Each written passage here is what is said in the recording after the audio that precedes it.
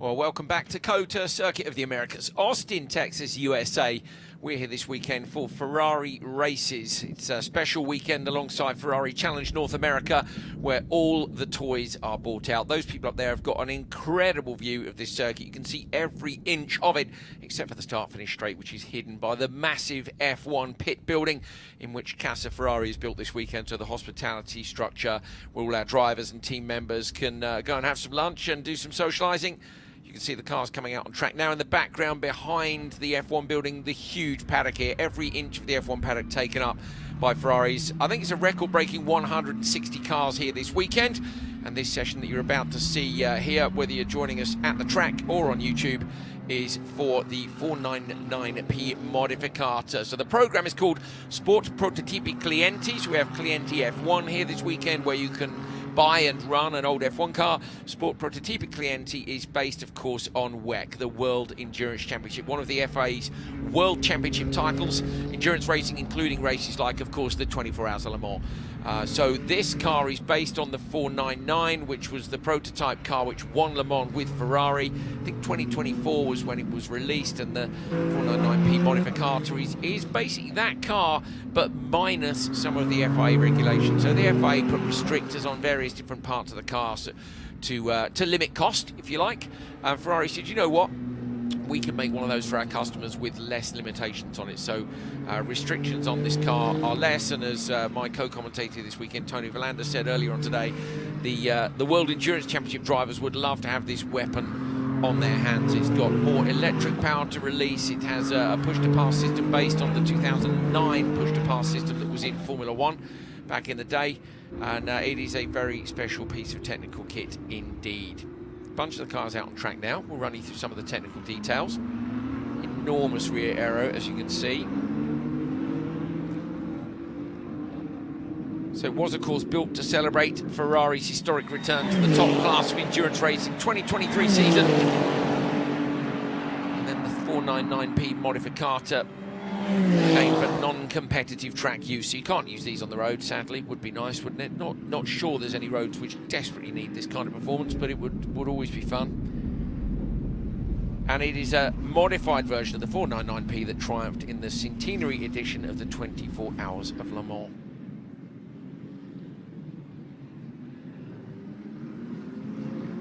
Powertrain is a 120-degree twin-turbo V6. It's not limited, of course, by technical regulations, which is what we spoke about a few moments ago. It's mid-rear mounted, electric motor on the front axle. It can deliver a maximum power of 640 kilowatts. It's 870 CV on the road, and without the FIA ACO regulations, it's just that bit quicker.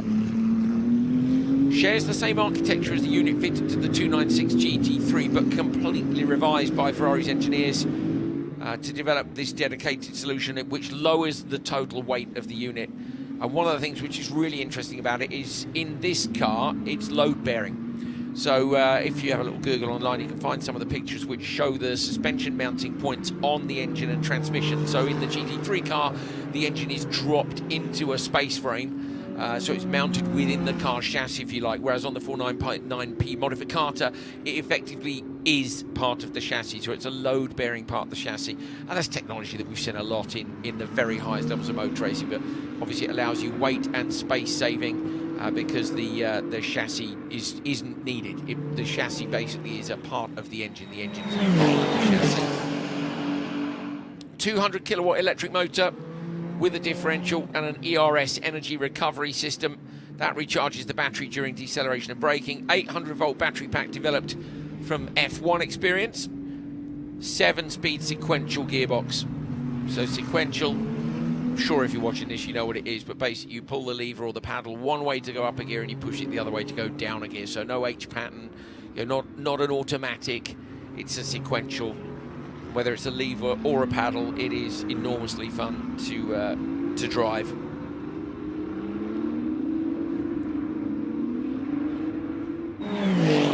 So having no FIA regulations for the front axle, that allowed the 499P Modificata's team to push the components to the limit, so the driver can benefit from four-wheel drive even at low speeds.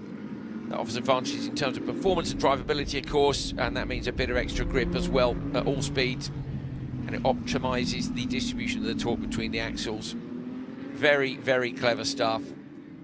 And an enormous amount of the cars here, if you're in the paddock here at COTA, head down and have a look at them. They're even allowing the guests here this weekend to wander through the F1 Clienti garage and the Sport Prototipi Clienti garage. There were loads of people down there earlier taking pictures of these absolutely stunning machines. It's a carbon fibre monocoque chassis, push rod suspension, and then it's actually got brake-by-wire braking. That allows the electric front axle to recover that energy during braking, as we said a moment ago, powering the battery, and then that gives you the extra booster power. The booster power is available for 7 seconds. It's very clever. It's automatically switched on or off. So if you don't have enough, once the battery drops to a certain voltage, push to pass is not available. You have to be on full throttle, and then you press the button and it will activate for a maximum of 7 seconds. Even here at COTA, I think you'd be hard pushed to use the 7. Maybe on these next couple of corners, dropping down here through turn 10, downhill, you very rarely see that elevation change on TV. Good to see it here with our camera angles. Then onto the back straight. This is so you go full throttle here, and this would be where you can deploy the extra power for sure. Centrally mounted shock absorbers, springs and roll bars, all been designed specifically for this car.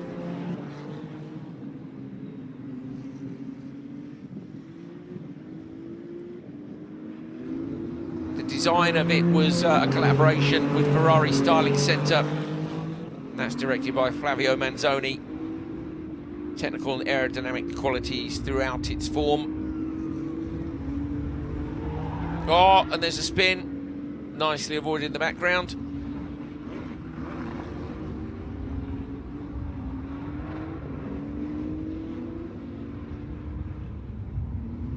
The chassis as well, the bodywork is designed to reduce pressure inside the wheel housings.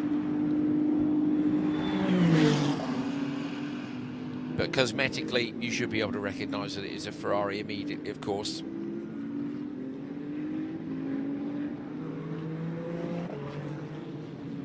Horizontal double wing. The upper profiles are designed to produce the required amount of downforce to exploit this performance, of course. The lower wing with the light bar, which you can see across the back of the car. Multiple air intake for the V6 engine as well within that bodywork, and cooling for the battery and the gearbox dominating the car's roost. That's what the air scoops are. People often don't realise that the battery gets hot. Yeah, the battery is a performance item, and when you use a battery, when you charge and discharge a battery quickly, the chemistry in the cells builds up temperature. And that often can be the limitation on just how much of a battery or motor system you can use. So the electric drivetrain still has a heat element to it.